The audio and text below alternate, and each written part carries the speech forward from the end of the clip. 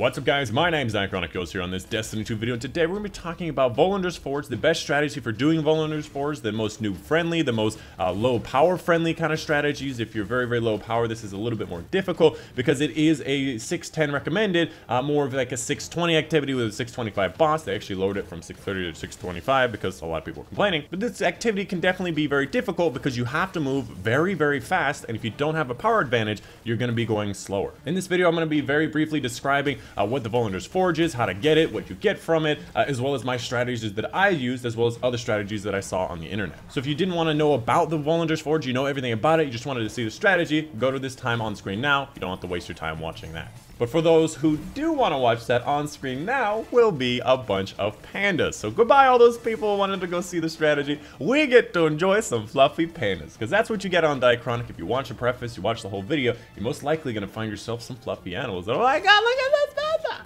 Anyways, let's talk very briefly about Volundr's Forge. It's a new activity with Black Armory. To unlock this, you have to go through the first prerequisite things in Black Armory. Go to Spider, then go to Ada. She'll give you a weapon frame. You have to do a whole bunch of weird kills with powerful weapons, powerful enemies. I have a guide I released a couple days ago about my favorite ways to do that. I mostly was like farming the Leviathan entry area. It's really not that hard, but eventually you'll go back to Ada and she'll say, go to the Forge, ignite it, and once you do this wave defense kind of activity, 3 different waves, kill the boss, be able to get a powerful engram at the very end. This engram will be tied to that weapon frame. So if it's a heavy machine gun weapon frame like everybody seems to get off the very beginning, you're going to get the hammerhead right off of that, and it will be powerful. So if you're missing a good power weapon, a very powerful power weapon, like a high power weapon, this will guarantee yourself a good high power weapon.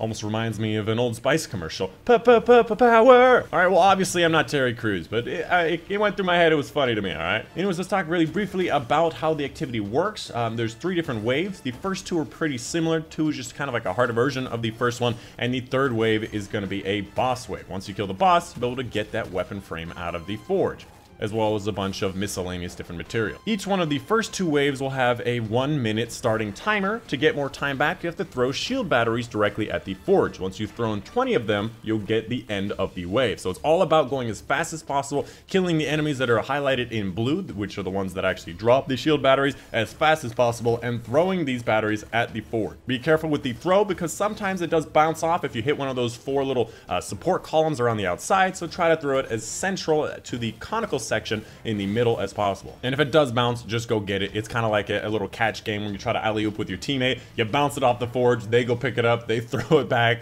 and it's kind of like a little game like similar to the Spires of Star Raid. Kind of fun. And like I was saying, the second wave is pretty much the same as the first, with just kind of different blue enemies. So instead of like Scions and Gladiators, you have Colossus and some Cabal Legionaries. Overall, they're pretty much the same. If you can complete wave 1, you most likely can get through wave 2. It's just going to be a little bit more difficult, but once you understand it, it'll be pretty straightforward. So one big tip I would definitely give to you when it comes to killing the enemies as fast as possible is to spread out in a very specific method. You want to be at the enemy spawns as much as possible, because the faster you kill the blue guys, the faster the blue guys respawn. So the way that I think is the best strategy, which I saw in a couple other people's videos, is you have 2 people in the like inside cave area, and you have 1 person towards that open cliff area, because of the fact the inside cave area is very quick, very fast, more enemies spawn over there, and it's a little bit more difficult to stay alive. That's why you have 2 people over there, and then you have 1 person in the more open area, because you have a bit more cover, a bit more things you can kind of like run around on. And of course, don't be afraid to use your shotgun. You should be dumping your shotgun pretty much as you can. Alright, let's go ahead and talk about the loadouts, the weapons, the supers, everything you can bring in. Honestly, there's not really a big requirement for any one of these. If you're going for very specific strategies, you're obviously going to want to run with those specific strategies, but to be completely honest, you can use pretty much anything you want. I would personally recommend as many roaming supers as possible, because this is all about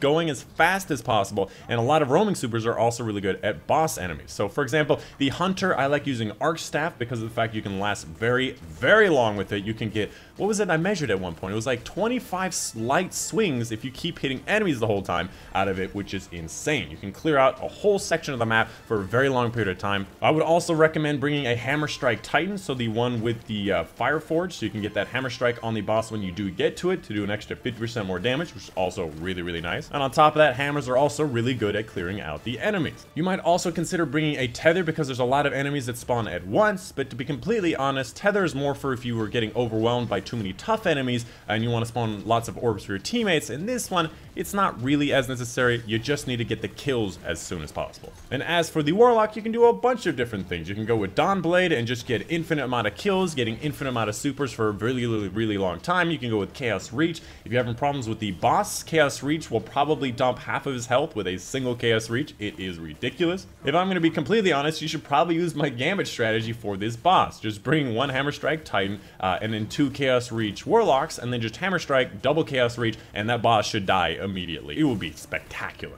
But if you're struggling with the first few waves, make sure you go with more of a roaming supers kind of super setup. As far as your weapons go, primaries, use whatever you're most comfortable with. Anything from hand cannons to pulse rifles. Don't use scout rifles because they're still not that good, but you can use anything in between, whatever you're the most comfortable with. As far as your secondaries go, I would recommend shotguns because, again, you're trying to go as fast as physically possible, so you want to dump on enemies as fast as possible. And I gotta be honest, you should be using your shotgun a lot. So any 100 RPM shotgun, Ikelos, Badlanders, or the new shotgun from Crucible, or new trench barrel shotgun, the primary. I don't know if you've gotten that one yet. I'm still looking for it. Use shotgun. Shotguns are fantastic for killing enemies very quickly. And finally, for your heavy, use whatever you think has the most DPS. You can save like Whisper for the boss if you want, 1,000 Voices. You can use the heavy machine guns. I was using Hammerhead. It was very fun to use. Definitely something very useful. To be honest, you're going to be using your heavy most likely in wave 2, and then of course wave 3 on the boss. You shouldn't really be using it outside of that, so plan accordingly. Once you get through the first 2 waves, the boss will spawn in on wave 3. The general strategy with the boss is that you have 2 minutes to dump as much damage as possible. My recommendation is probably going to be going over to where you respawn. So if you ever die while you're playing this, which is pretty much me all the time, you always respawn in pretty much the same spot. So the strategy here is that if you respawn, you're going to respawn next to your teammates and be as safe as possible and be right where you need to be. Now there's a lot of strategies for melting the boss. You can use my Gambit strategy. You can just use a regular Hammer Strike with any supers or heavies that you got. It's really not that complicated. Just do as much damage as you physically can. I've seen a couple of strategies on the internet where some people use like Radiance Rift right there in that kind of spawn area, and then you kind of chain it with other people's Radiance Rift, and you chain that with like a banner shield from a Titan. You can do extra damage shooting through it, and you can kind of just chain these back and forth. Radiance obviously healing you, over healing you, making it so you're very strong and stay alive a lot. The banner shield can also protect you and increase your damage. There's a whole slew of things you can do with it. The banner shield plus Radiance is probably the safest way to survive the boss, but in my opinion, the first 2 waves, until you figured out how to crack down on those first 2 waves, you probably should be going with roaming supers rather than just the boss fight kind of supers. Anyways, that's pretty much it. That's the video for you guys today. Hope you guys did enjoy. Let me know in the comments down below if you had any questions about the particular activity. I assume in the future there will be more forges with different dynamics to them, and they won't be exactly the same, but I would also assume that you can pretty much apply the similar strategies to those, because I'm assuming they're not going to be that dissimilar. And that's the video. Hope you guys did enjoy. My name has been Dychronic, and I'll see you guys on the next one.